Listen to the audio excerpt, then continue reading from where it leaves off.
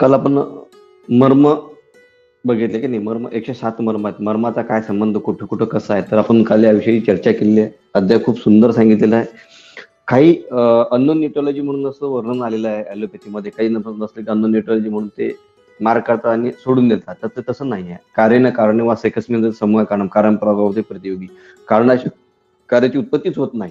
त्याच्यामुळे कुठंतरी कारण काहीतरी असेलच. तर तिथे मग मर्माचा संबंध येऊ शकतो. आपण मर्म बघावं. तसंच कार्येन कारणे वास एकस्मिन समूह कारण सांगितलेलं आहे. त्याच्यामध्ये 2 भाग सांगितलेले आहेत आणि कार्य सांगितले. कारण प्रभावाचा प्रतियोगी. कार्याशिवाय कारणाशिवाय कार्याची उत्पत्तीच नाहीये. कार्येन कारणे वास एकस्मिन समूह कारण. काही काही जर घडत असेल तर त्याच्या मागे काहीतरी कारण असतेच. फक्त आपल्याला काय काय गोष्टी, आता हा अध्याय चालू करायच्या आधी आपण काही गोष्टी क्लिअर करणं गरजेचे आहे. इथे विकृती विज्ञान असं सांगितलं की मृत्यूचिन्ह. विकृती म्हणजे मृत्यूचिन्ह ना याच्यामध्ये. प्रकृती आणि विकृती या अनुषंगाने आपण विकृती म्हटल्यानंतर मृत्यूचिन्ह आलेले आहे त्याच्यामध्ये, आहे की नाही. असं काही असते का, तर मी मग सांगितलं कार्याने कारण असं एकस्मिन समूह कारण. तिथं आपल्याला कार्य प्रागभाव प्रतियोगी याच्यामध्ये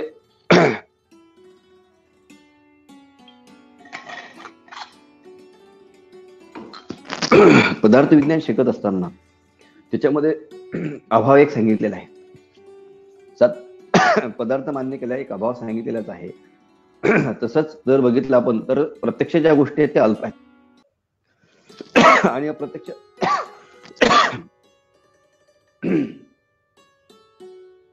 अप्रत्यक्ष गोष्टी अनल्पम सांगितलेल्या आहेत.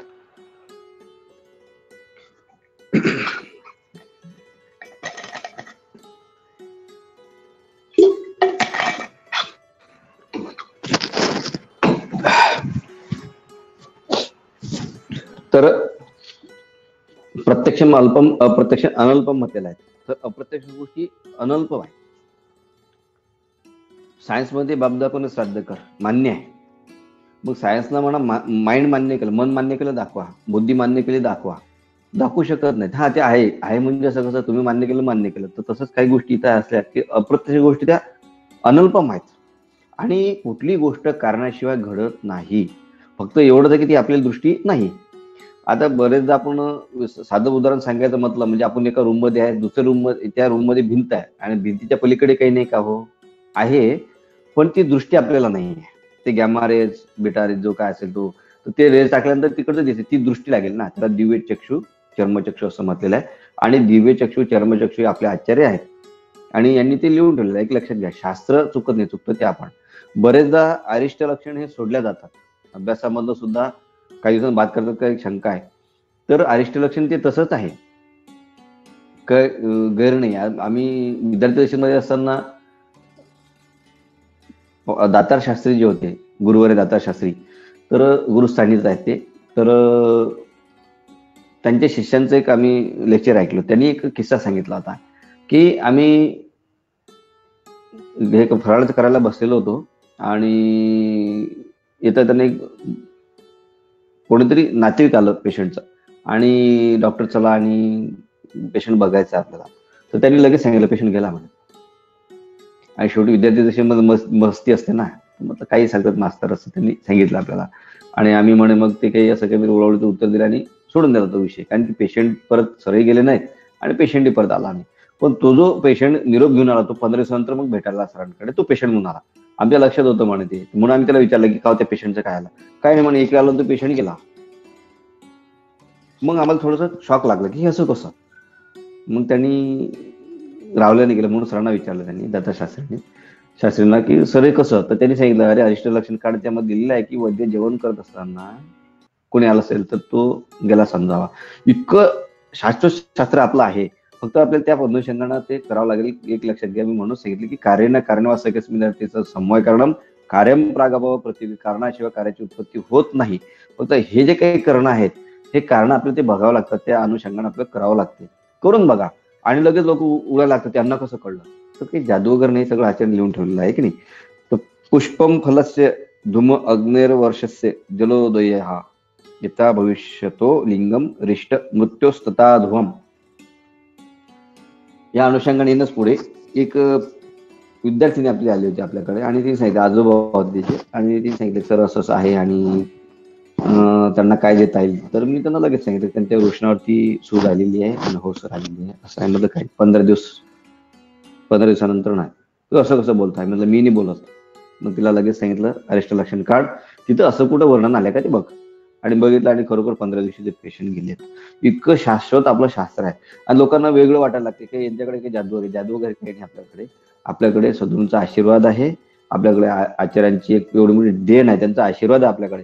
इतकं मोठं दिलेलं आहे. फक्त त्या अनुषंगाने तुम्हाला वाचावंच लागेल. फक्त अभ्यासाची प्रत्येक गोष्टी सतत अध्ययनवाद परतंत्र लोकरम तद्विद्याचं मेद करू गुन्हा. या अनुषंगातून जर वाचन केलं तर तुमच्या ज्ञानात भर पडल्याशिवाय राहत नाही. म्हणून इथे दिलेलं आहे त्यांनी. म्हणून ग्रंथाचं वाचन करावं. पारायण हा शब्द आलेला आहे की पारायण. पारायण म्हणजे सतत वाचन करणे.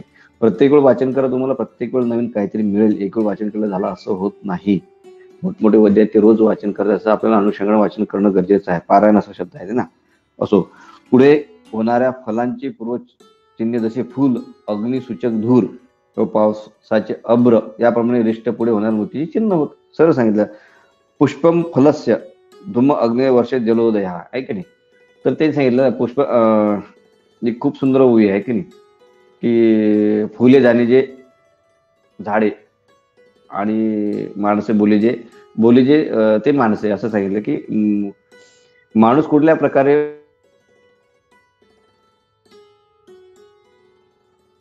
बोलतो त्या प्रकारे त्याची ती वृत्ती असते. तसं फुलावरनं फळाची किंवा याची आपण परीक्षा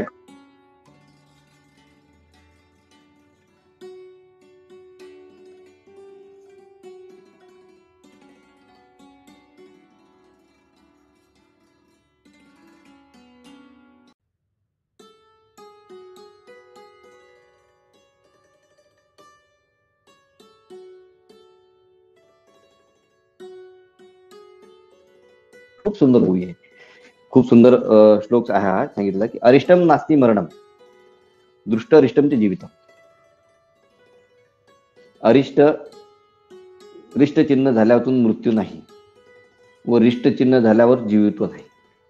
दोन्ही याच्यात तुम्ही कसंही जा, तुम्हाला तिथंच पकडलं जाणार. आणि खरंच खूप सुंदर याच्यामध्ये दिलेलं आहे की कुठल्या प्रकारे आपण चिकित्सा करू शकतो, कुठल्या प्रकारे आपण चिकित्सा सोडावी, हे सगळं त्याच्यामध्ये दिलेलं आहे. तर रिष्ट चिन्ह कुठलं आहे, अरिष्ट चिन्ह कुठलं आहे. आणि एक लक्षात घ्या, तुमच्या कोणी नातेवाईक असेल तर तुम्हाला ते दिसून येते की अरे तो थोडासा ऍक्सिडेंट झाला होता, तो पडला, नंतर मग तो गेला, किंवा घरीच तो पडला आणि नंतर कुठलं तरी एक लक्षण लागते, कुठलं तरी एक रिष्ट असतेच. मृत्यूच्या मागे काही ना काही असेल, तो त्याच्यावरती हे येऊ देत नाही. तर रिष्ट अरिष्टे रिष्ट विज्ञानमच रिष्ट्यप्य नुपुनात. रिष्ट चिन्हाची बरोबरी माहिती नसल्यास रिष्ट नसताना आहे असे वाटते व असताना नाही असे वाटते. हे फार महत्वाचा विषय इथे आलेला आहे, एक लक्षात घ्या. अरिष्टे रिष्ट विज्ञानमच रिष्ट्य अनैपुनात. रिष्ट चिन्हाची बरोबरी माहिती नसल्यास रिष्ट नसतानाही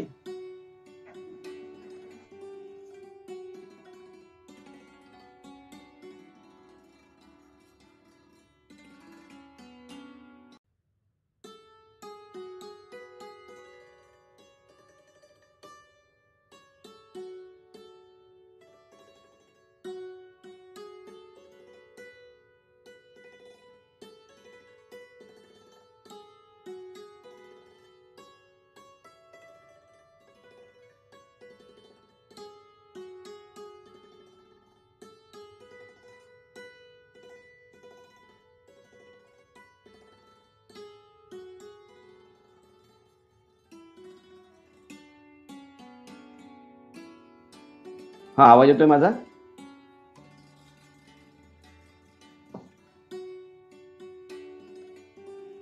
हा मेसेज आला का? आवाज येतोय ना? अरिष्टे रिष्ट विज्ञानमच रिष्ट्य अप्यनुपनात. रिष्ट चिन्हाची बरोबरी माहिती नसल्यास, म्हणून हाफ नॉलेज डेंजर नॉलेज असं म्हटलंय की नाही, त्याचं आपल्याला नॉलेज घेणं गरजेचं आहे.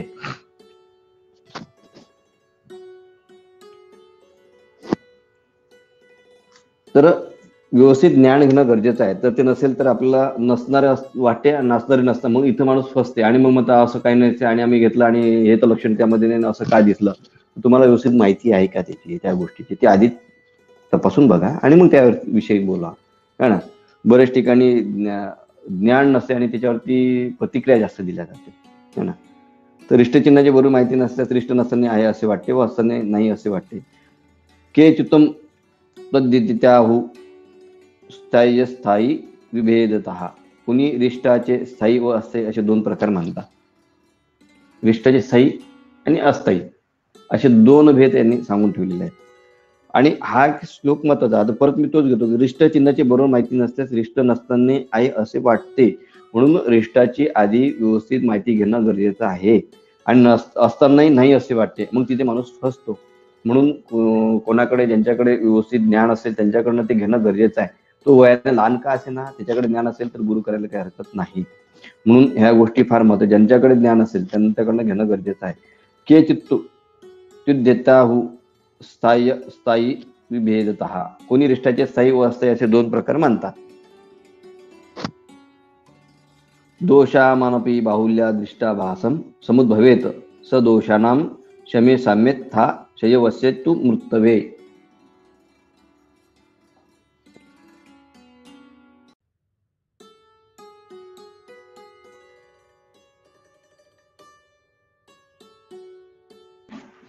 दोषांची अतिशय वृद्धी झाली असता रिष्टांचा भास होतो. दोषानामपि बाहुल्या दृष्टाभासम समुद्भवेत स दोषानां शमे साम्यस्था शयवस्येतु मृतवे. दोषांची अतिशय वृद्धी झाली असता रिष्टांचा भास होतो. भास हा शब्द महत्वाचा. परंतु दोषाचा शम झाला असता ती चिन्हे नाहीशी होतात. त्यास अस्थायी रिष्ट असं म्हटलेलं. अस्थायी रिष्ट असतात व जी चिन्हे झाली असता रोगी हटकून मरायचाच त्याची स्थायी म्हणतात. हे फार महत्वाचं इथं वर्णन करून ठेवलेलं आचार्यांनी. खूप महत्वाचं वर्णन इथं आलेलं आहे. स्थायी आणि अस्थायी नेमकं काय. अस्थायी हे मृत्यूसूचक नाहीये. स्थायी मात्र मृत्यूसूचक आहे. दोषांची अतिशय वृद्धी झाली असता. आता दोषांची अतिशय वृद्धी झाली असता म्हणजे काय.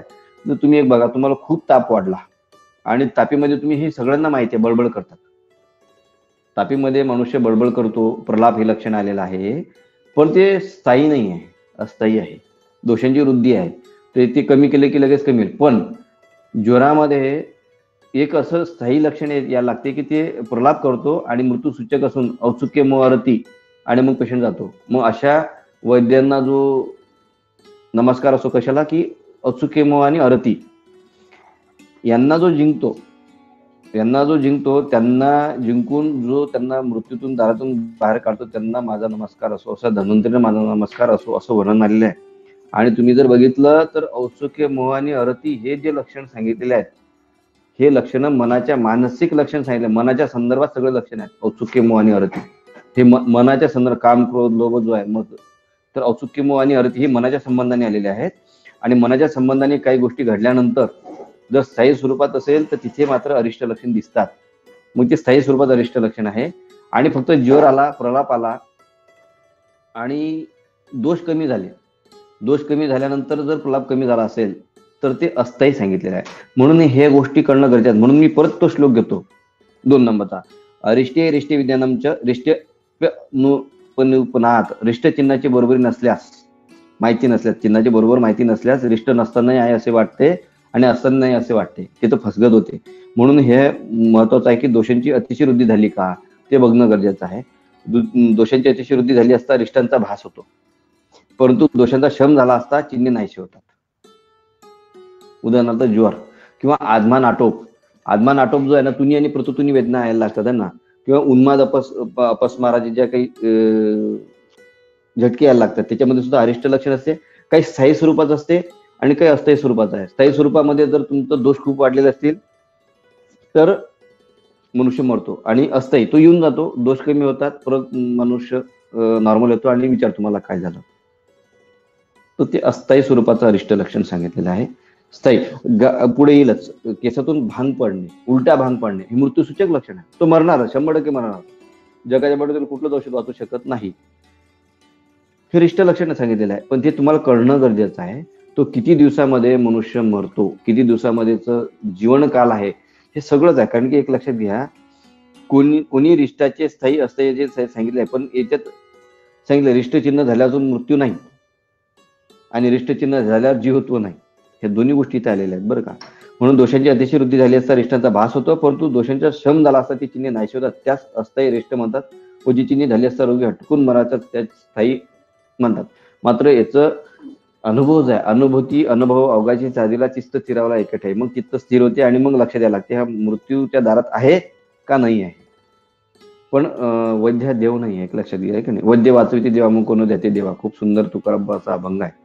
या अंधश्रद्धेच्या विरोधातला आहे. आपण प्रयत्न करू शकतो, 100% आपण चिकित्सक आहे.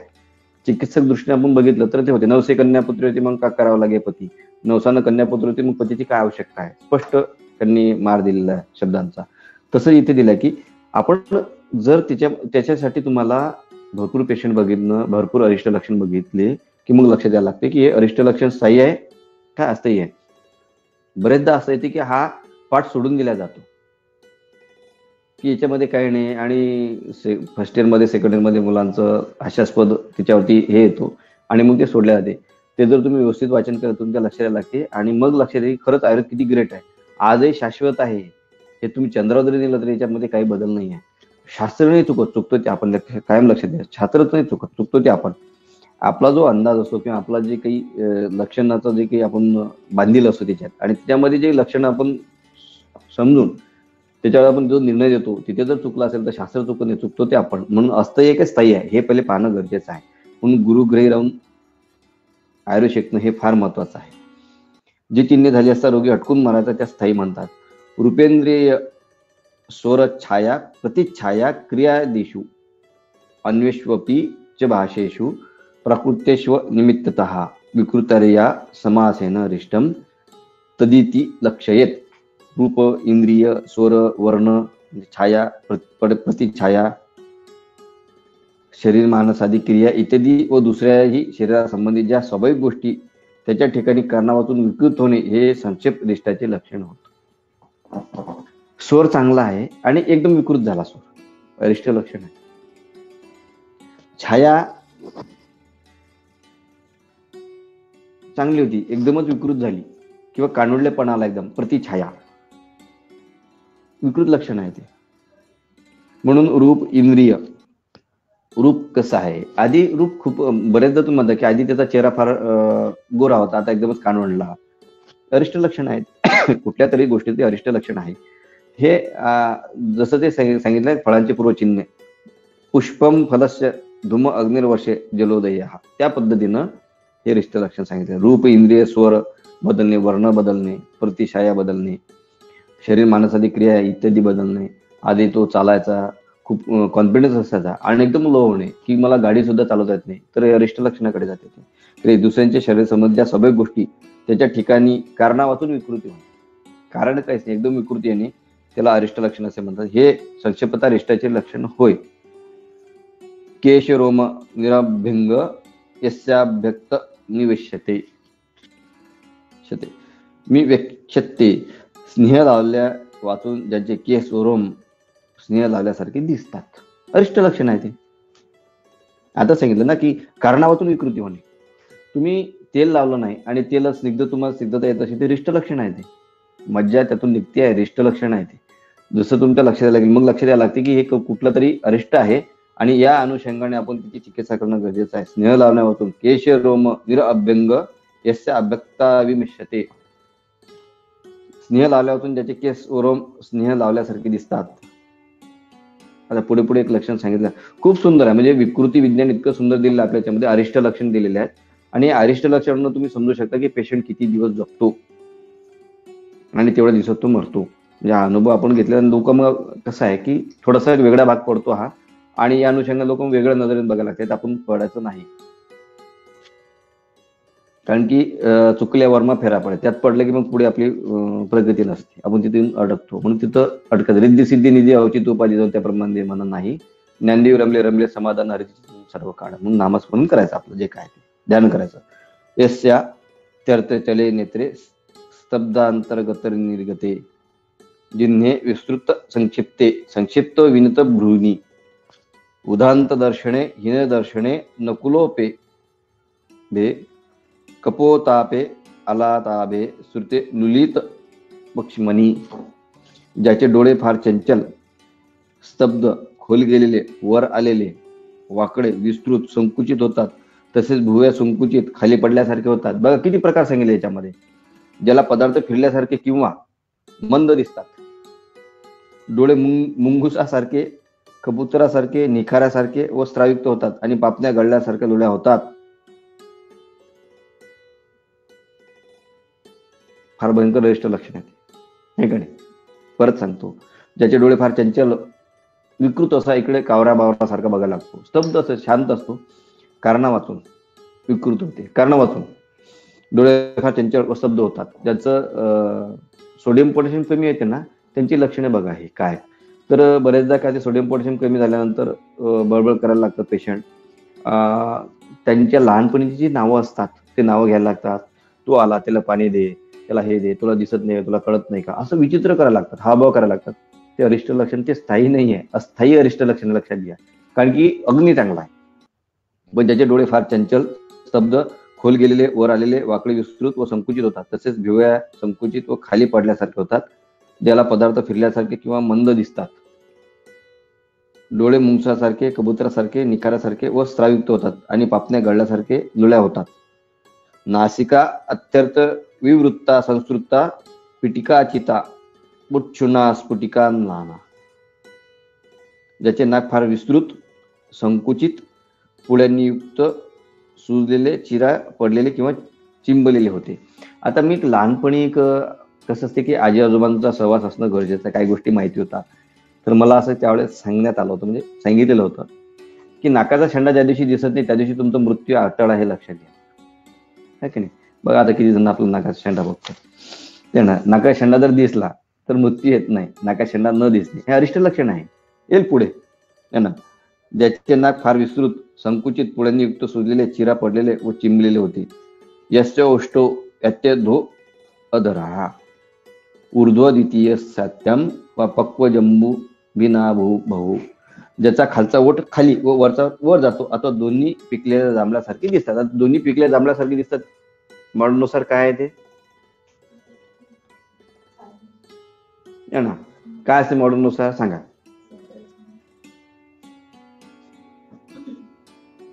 सायनोसिस, सायनोसिस, है ना.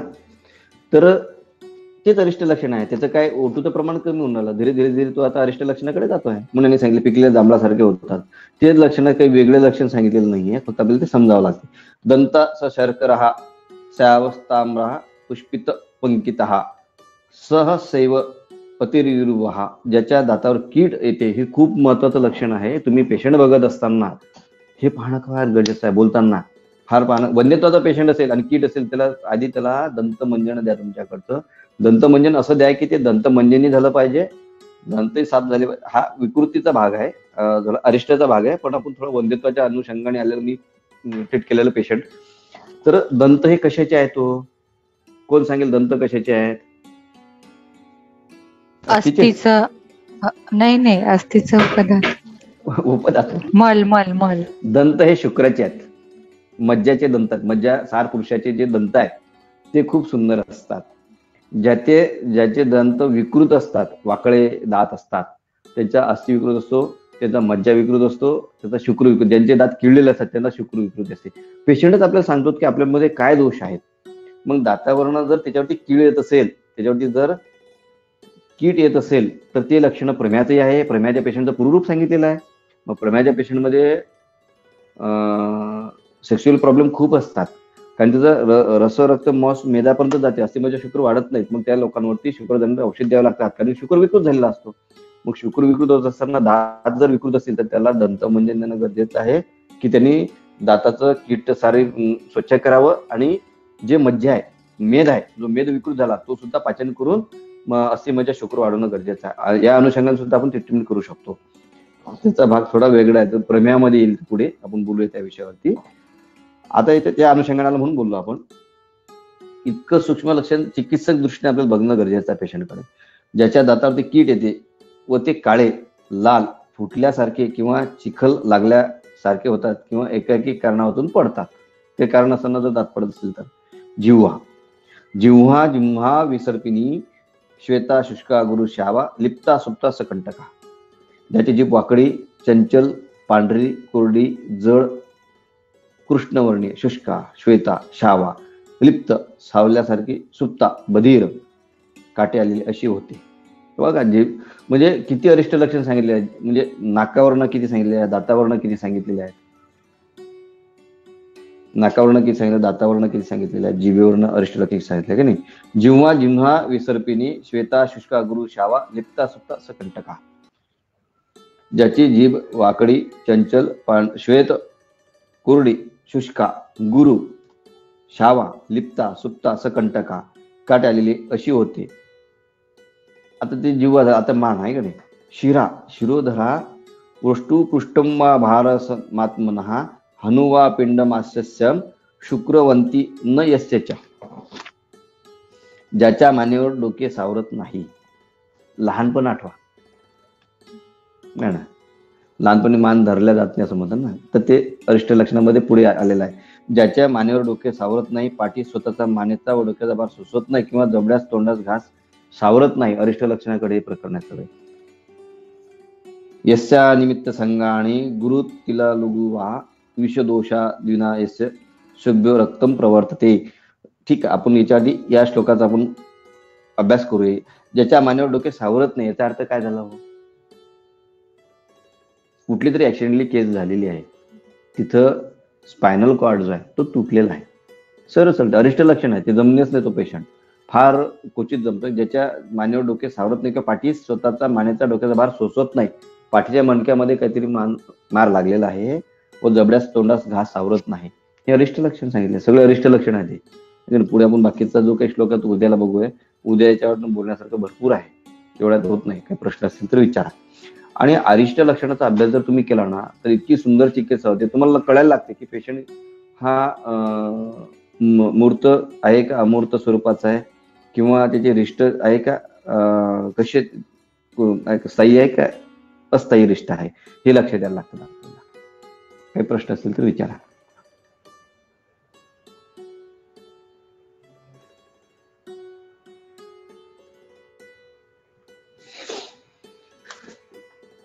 हॅलो. हा बोला. नमस्कार सर. एक पेशंट आहे सर, 23 वर्षाची. तिला मल्टिपल स्क्लेरोसिसचा त्रास होतोय. म्हणजे तिला सुरुवात अशी झालेली होती की तिला खूप चक्कर आले, वॉमिटिंग आली आणि दिसायला ब्लड दिसत होतं. अशा प्रकारे तिला सुरुवातीला लक्षणं आली. मग तिने चेक केले, त्याच्यानंतर मग ते मल्टिपल स्क्लेरोसिसचं तिला निदान झालं. तर आता तिला काही आपल्याला करता येईल का सर? तिला आधी हो बरोबर आहे, तिला हिरक भस्म चालू करावं लागते लगेच. हिरक भस्म, गोक्षादी गुगुळ आणि म्हणजे शोधृष्टादी गुगुळ आणि कांचनाद गुगुळ एवढं वापरणं गरजेचं आहे तिला. हिरक भस्म 100 मिलीग्राम मध्ये 20 ग्राम सुवर्ण सूतशेखर घालावं किंवा 20 ग्राम आपलं सत्व घालावं आणि 10 टॅब्लेट सुवर्ण सूतशेखरचे घालावे. तर हे एकत्र करून 1 तास खालावं आणि मग त्याच्या 60 पुड्या तयार करून त्याला एक पुडी सकाळ संध्याकाळ द्यावं लागेल. जोपर्यंत तिची इम्युनिटी पॉवर वाढणार नाही तोपर्यंत हा प्रकार कमी होत नाही. आणि दुसरीकडनं मग कांचना गुळ देणं गरजेचं आहे तिला. आणि मग तिला तेल द्यायचं असेल तर वर्धन करण्यासाठी जे काही लक्ष्मीला तेल किंवा चंदनबाला लाक्षी तेल याचा पिचू किंवा अभ्यंग करणं गरजेचं आहे. पिचू कुठे डोक्यावर ठेवायचं सर? म्हणजे डोक्याला ठेवायचं, डोक्यावर. शरीराला अभ्यंग करणं गरजेचं आहे, कारण जसं शुक्र सर्व शरीरावर आहे, मज्जा आणि शुक्र, तर मज्जेच्या अनुषंगाने तो संबंध येतो. म्हणून मज्जावर जाणं सगळ्या औषधी द्यावे लागतात आपल्याला. आणि डोक्यावरती शिरोधार किंवा पिचू ठेवा आणि पूर्ण अंगाला अभ्यंग करायचा. आणि तो नस्य जर वाटला तर वच्या तेलाचं नस्य करावं लागतं. सर हिरक भस्म 100 ग्रॅम आणि 20 ग्रॅम सत्व कुठलं? 100 ग्रॅम नाही, 100 मिलीग्रॅम. हा 100 मिलीग्रॅम हिरक भस्म, 10 टॅब्लेट सुवर्णसूत शेखर आणि 20 ग्रॅम जे आहे ते अमृता सत्व घ्यावं आणि 1 तास खलावं चांगलं. त्याचं 1 तास खल्ल्यानंतर मग त्याच्या 60 पुड्या तयार करून पेशंटला सांगायचं. आपण नाही करायचं, पेशंटला सांगायचं पुड्या बांधायचं आपण काम नाही करायचं. तर पुड्या पेशंटला सांगायच्या 60 पुड्या करायच्या आणि 1 पुडी सकाळ संध्याकाळ मधासोबत घ्यावी. खूप चांगला परिणाम येतो त्याने. सर ते होतं का बरं? म्हणजे ऑटो इम्युनिटी सांगितलं तर तो जाईल का पूर्ण? हो, तो एकदम हळूहळू जाईल, ते एकदमच जात नाही. आधी आहे तिथं थांबवणं गरजेचं आहे. तिची हळूहळू वैद्यकीय प्रतिकार क्षमता कमी होत जाते, इम्युनिटी पॉवर खूप कमी व्हायला लागते आणि ती वाढत जाते. म्हणून इम्युनिटी पॉवर वाढवणे गरजेचं आहे तिथे थांबवणं गरजेचं आहे. म्हणून हिरक भस्म आपण लगेच चालू केलेलं आहे, सुवर्ण स्वच्छकर चालू केलेला आहे. आणि मग नंतर कमी करण्यासाठी गोक्षरादी गुळ आणि कांचनार्क गुळ. आता गोक्षरादी गुळ काय आलं तिथे, तर तो मज्जा आणि मेदाचा संबंध येतो. आणि मेद हे जे आहे तर मेदावर जाणार असे गोक्षर गुळ ते रुक्क आणि वपावन ह्याचं जे काही मूलस्थान आहे त्याच्यावरतीच काम करणं गरजेचं आहे. म्हणून या 2 गोष्टी आहेत. आणि बाकीचं तुम्ही पेशंट बघून काही 1-2 औषधी वाढवू शकता.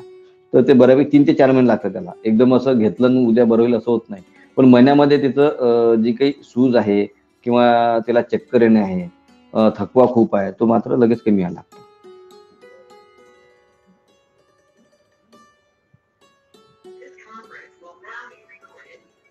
आवाज येतोय ना माझा? हॅलो हा बोला. सर, एक प्रश्न आहे. माझे मोठे बाबा आहेत, त्यांना शुगरचा त्रास आहे खूप वर्षांपासून. त्यांची स्प्लेनेक्टॉमी पण झालेली आहे आणि त्यांना वारंवार भूक लागते. मी त्यांची नाडी बघितली असता मला पित्ताची नाडी वाटली, तर मला असं वाटलं की सध्या विरेचन द्यायला पाहिजे त्यांना.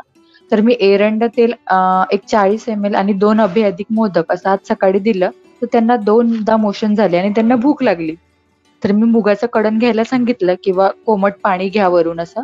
आता त्यांचा परत फोन आला की खिचडी खायची इच्छा होते माझी, तर मी म्हटलं खा, काही होत नाही. तर दिली पाहिजे तशा वेळी की किंवा सध्या नाही विरेचनच्या कडकडीत बाबतीत भूक कसं एक लक्षात नाही सध्या विरेचन नाही, कुठलंही विरेचन, सध्या विरेचन असो की बृहत विरेचन असो, सध्या विरेचन देणं का बृहत विरेचन देणं, नंतर कडकडीत जर भूक लागत असेल तर दोष पचले हे त्याचं पहिलं लक्षण आहे. उत्तम विरेचन झालं हे त्याचं लक्षण आहे.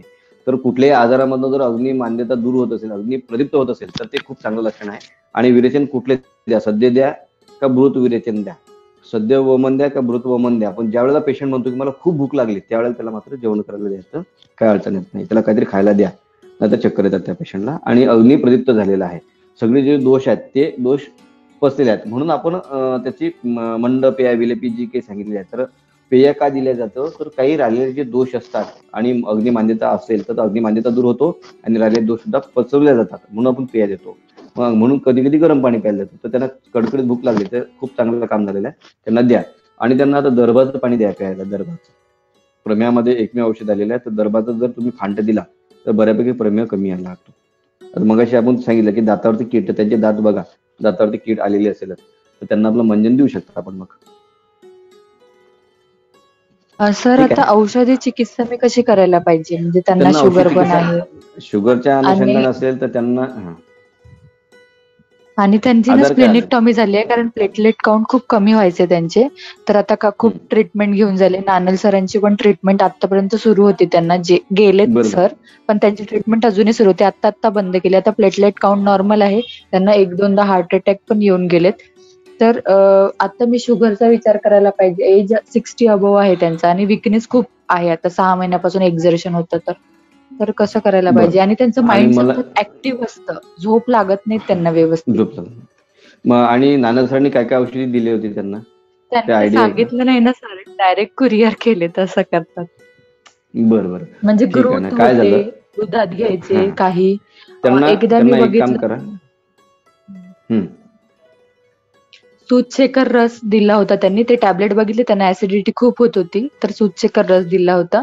आणि बाकी आसवरिष्ठ होते असं मला वाटते, आणि ग्रोथ होते काही प्रमाणात, आणि मेडिसिन्स तर पण त्यांना होते. काय ठीक आहे कर. त्यांना आता आपल्याला जर थकवा असेल, ते चिडचिड खूप करतात पहिली गोष्ट. तर चिडचिड हो कमी हो. करण्यासाठी त्यांना सुवर्णयुक्त ब्राह्मोटी देणं गरजेचं आहे. आणि खूप थकवा असेल तर वजन किती आहे त्यांचं? वजन एक तरी आहे सर 70च्या 60च्या ठीक आहे ना, वरच ठीक आहे. आहे ना. 60 ठीक आहे. कसं आहे, 70च्या वर 80च्या वर जर असेल वजन तर तिथे आपण शिलाजीत वापरतो प्रमेयामध्ये. आणि ज्यांचं 60च्या म्हणजे वाताची प्रमेयामध्ये जर कुशलता असेल तर तिथे मग थकवा खूप असेल तर वसंत कुसुमाकर वापरावं. आणि सोबत दर्भाचं जे मी फांड सांगितलं, दर्भाचं फांड वापरावं आणि कमीत कमी पाणी प्यावं. हे लोक खूप पाणी पितात, फक्त तहान लागेल एवढंच पाणी द्या. जास्त पाणी पित असेल तर प्रमेय कमी होत नाही. कमीत कमी पाणी प्यावं. म्हणून तुम्ही अन्नपान किंवा द्रवद्रव विज्ञानीमध्ये बघा. आणि त्या पद्धतीनं जेवण करत असताना टीव्ही पाहताना जेवण अजिबात करायचं नाही. त्यांना ती सवय आहे, तर ती टीव्ही पाहताना किंवा पेपर वाचताना हे पहिले बंद करा. जेवण करत असताना फक्त जेवण आणि ताट आणि जेवण आपलं एवढंच बघायचं, तेवढं द्या. आणि एक विरेचन म्हणून जे आहे तर हरितकी द्या, पण हरितकी देत असताना त्यांना थोडा पायलचा त्रास आहे, त्यामुळे हरितकीनी त्रास होऊ शकतो. तर त्यांना मग सोनामुखी किंवा अक्षय द्या मिक्स करून. तर 2-3 गोष्टी आहेत. त्याने एक आता लिव्हरकडे ते संपत्ती जात आहे त्यांची. लिव्हर एका साईडला थोडंसं सूज आहे लिव्हरला, लेफ्ट साईडला. तर त्या अनुषंगानं सुद्धा त्यांना लिव्हरवर जाण्यासाठी जर ते गुळवेल आहे आपली, तर गुळवेलीचा फाट रोज देणं गरजेचं आहे.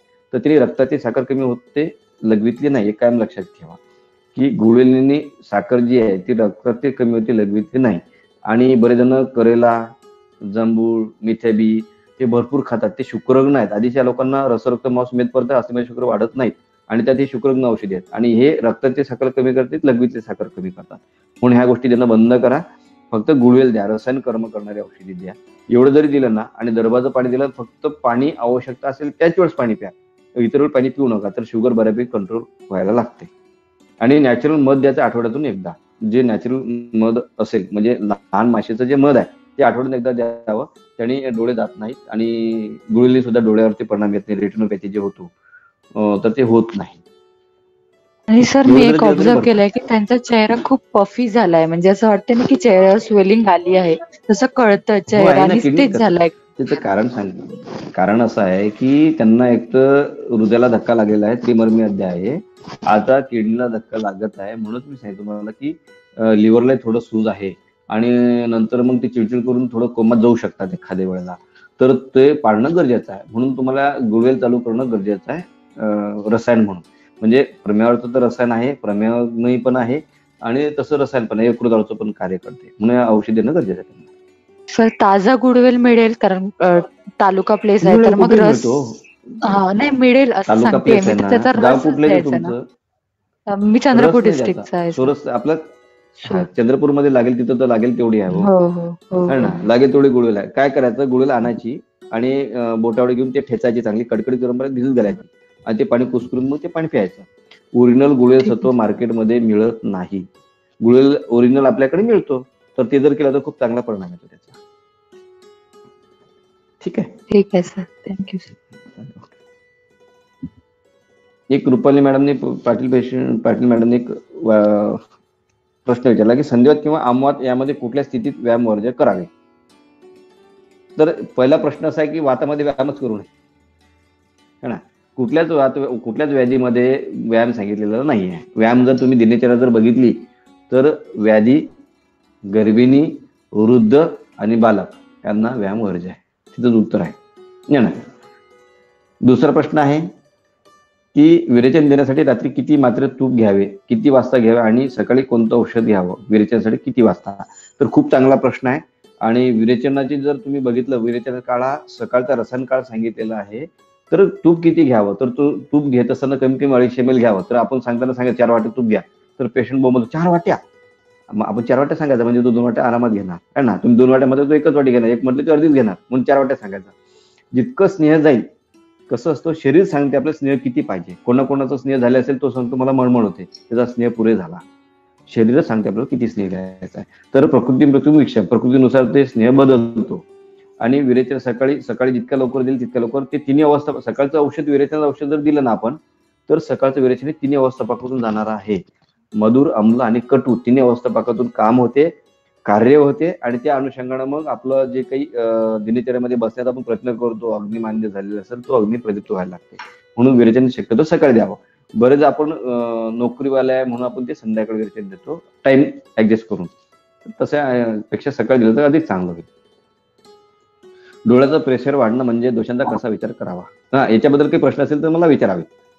डोळ्यांचा प्रेशर वाढतं म्हणजे दोषांचा कसा विचार करावा, काय द्यावा. आता सगळ्यात महत्वाचा विषय काय आहे इथे, डोळ्यांचं प्रेशर वाढते म्हणजे नेमकं काय होते. तर डोळ्यांना धोका कशापासून आहे हो, पित्तापासून. कफापासून आहे. कफापासून आहे. पण पित्त त्याच्यामध्ये आवृत्त असते. बरेचदा डोळ्याची चिकित्सा करत असताना जर बघितलं पित्तज्ञ चिकित्सा आलेली आहे, पित्तज्ञ चिकित्सा केली प्रेशर कमी यायला लागते. पण कफावृत्त पित्त झालेलं असतं, तिथे आवृत्तवात आलेला असतो. तर कफग्न आणि पित्तज्ञ जर चिकित्सा करायला लागले तिथे तर प्रेशर कमी यायला लागते. बरेचदा पेशंटमध्ये डोळ्यामध्ये खूप लाली आले, प्रेशर वाढलेलं असते. तर ते प्रेशर कशामुळे वाढलेलं आहे, तर मी आताच अनुषंगाने बोललो की डायबिटीज न्यूरोपॅथी असेल त्याच्यामध्ये रेटिनोपॅथी येते आणि तिथे जर तुम्ही गुळवेल वापरली तर खूप चांगलं काम करते.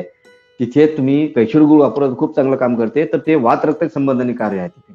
म्हणून वात रक्त फक्त बोटालाच होते का नाही, तर ते अनुषंगानं होते. तर वात रक्ताची चिकित्सा तिथे करणं गरजेचं आहे किंवा पित्तंग चिकित्सा करणं गरजेचं आहे. तिथं साधा सूच्यकर जर वापरला किंवा कामधेनू जर वापरली ते खूप चांगलं काम होते.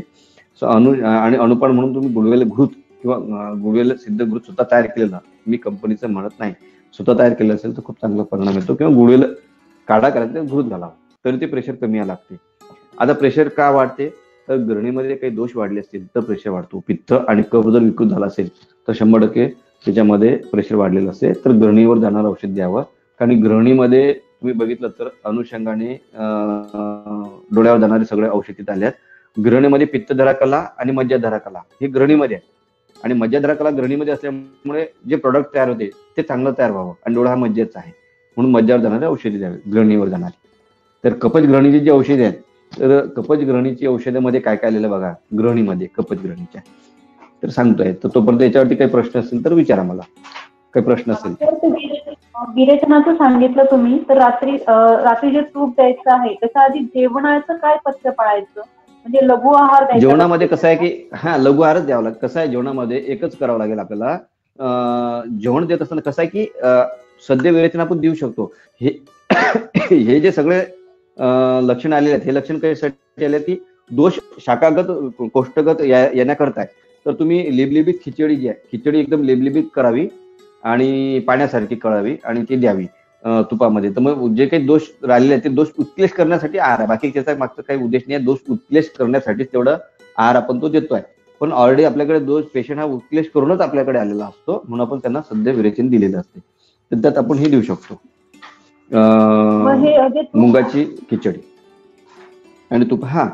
जे तूप सांगितलं 250 ml 4 वाट्या, ते साधारण किती वाजता घ्यायचं एक रात्री झोपताना? ते रात्री तुम्ही कधी घेऊ शकता. तुम्ही रात्रीला 8, 9, 10 नंतर केव्हाही घेऊ शकता आपण. आणि ऑलरेडी दोष उत्क्लेश करण्यासाठी जे मागचं कामच ते कार्यच ते उत्क्लेश करणं दोष. आणि सकाळी विरेचनाचं औषध देताना मग त्रिफळाचा काढा आणि आपली गोळी द्यायची का इच्छाभेदी रस किंवा द्या ना तुम्ही इच्छाभेदी, बिलकुल हो देऊ शकता ना. हो बिलकुल. आणि इच्छाभेदी नाव काय आलं त्याला माहिती आहे का तुम्हाला? इच्छेनुसार भेदन करणारी इच्छाभेदी. मग तुम्हाला किती वेग आणायचे आहे, तर जेवढे वेग आणायचे तेवढं तुम्ही घोट पाणी प्या, थंड पाणी. मात्र गरम पाणी पिलं तर वेग येणार नाही. थंड पाणी तुम्हाला 10 वेग आणायचे असेल तर 10 घोट पाणी प्या विरेचनावरती, इच्छाभेदीवरती. इच्छेनुसार भेदन करणार म्हणून त्याचं नाव इच्छाभेदी आहे. इतकं सुंदर औषध आहे. तर त्या अनुषंगाने तुम्ही थंड पाणी द्यायचं. आणि मग त्याच्याबरोबर त्रिफळाचा काढा द्यायचा, तो पण गारच द्यायचा का मग, का कोमट असताना? त्रिफळाचा काढा गार द्यायचा, कोमट द्यायचा, कोमट. सकाळी 6 वाजता दिलं तरी चालेल ना सर? सकाळी 6लाच द्यायचा. 6च्या आतमध्ये दिलं ना खूप चांगला. वमंत्र 6च्या आधीच द्या. सूर्योदयाच्या आधी वमन द्यावं. विरेचनाला जर तुम्ही 6 नंतर जर दिलं वमंत्र विरेचन व्हायला लागतं, तर विरेचन 6 नंतर दिलं तरी चालते, 6च्या आतपर्यंत. याच्यामध्ये बघा कफज ग्रहणी जी आहे ना, याच्यामध्ये औषधी बघा काय आलेलं आहे. सुंठ, अतिविष, मुस्ता, हे सगळे शुक्रधन औषधी आहेत. म्हणजे मकरध्वज ऐवजी औषधी आहेत. सुंठ, अतिविष, मुस्ता, पाचनादे, पाठा, बिल्व, रसांजन, कुटज, इंद्रजव, कुटकी, धाटीची फुले यांची चूर्ण मध व तांदूळ धुण्याबरोबर पित्तजन्य ग्रहणीवर जाणारं औषध आहे बघा तुम्ही. रोगप्रवेका हे सगळे पित्तग्न औषधी आहेत. आणि चंदन, पद्मकाष्ठ, वाळा, वासा हे जे आहेत हे सुद्धा तिक्त गुरु तिथे आल्यानंतर हे सुद्धा याच्यावरती आहेत, पित्तग्न औषधी आले आहेत. आणि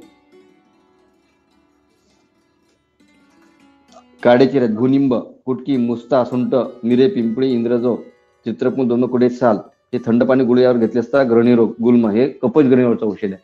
म्हणजे कफग्न आणि पित्तग्न हे जर औषधी वापरले, हे सगळे नेत्ररोगावर जाणारे औषधी आहेत. तर या अनुषंगाने तुम्ही चिकित्सा केली तर खूप चांगला परिणाम आला.